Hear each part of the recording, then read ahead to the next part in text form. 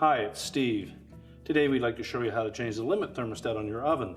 It's a really easy job. All we're going to need is a number 2 Phillips or a number 2 square head screwdriver and maybe a pair of needle nose pliers. Let me show you how we do it. Now, to do this repair, we will need to access the back of the wall oven, which means we will have to pull it out of the cabinets. So the first thing we'll need to do is to locate the electrical panel and turn off the appropriate breaker or remove the appropriate fuses, and then remove the mounting screws along the side that secure it into your cabinets, and then pull it out and have a suitable surface that we can set that wall oven on. And they are heavy, so you need some help in removing it. Now that we have access to the back of the oven, we're going to remove this outer panel. So using your Phillips or your square head screwdriver, just remove all of those screws.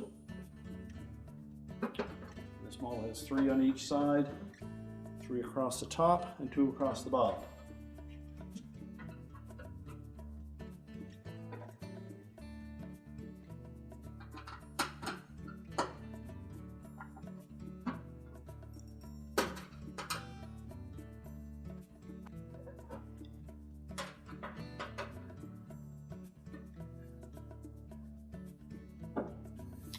Now with all the screws removed, just tilt that panel back and then lift it away from the bottom.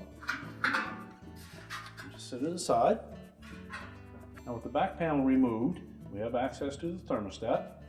It may appear different than the original that is on your unit, but it is the correct part. So we'll begin by removing the wires from that thermostat. And if they're on there snug, you may need your needle nose pliers to pull them off.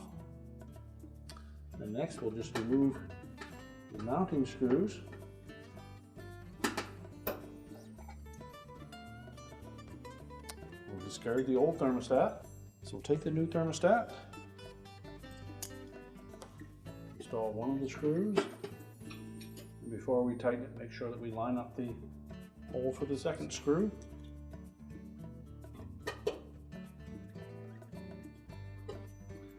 Install that and tighten it.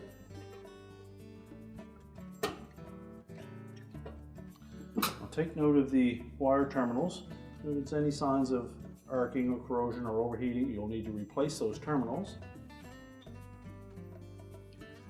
And also make sure that they fit on nice and snug on the new thermostat. If they're a bit loose, we'll take our needle nose pliers and just crimp them a little bit.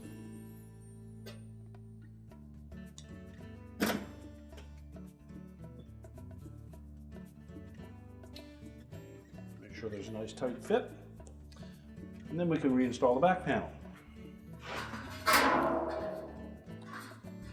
Start by engaging it at the bottom. Make sure that we don't pinch any wires.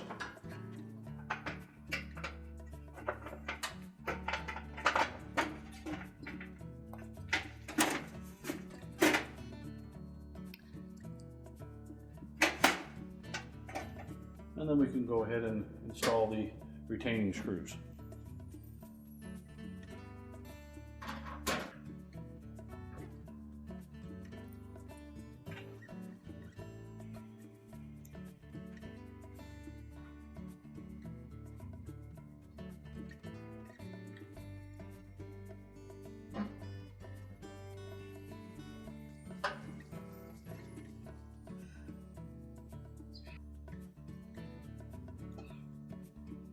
Now with all the retaining screws back on, we can now push the wall oven back into the cabinets and reconnect the power if you've disconnected that. Now that we have the wall oven pushed back into the cavity, we're ready to reconnect the power, and our repair is complete.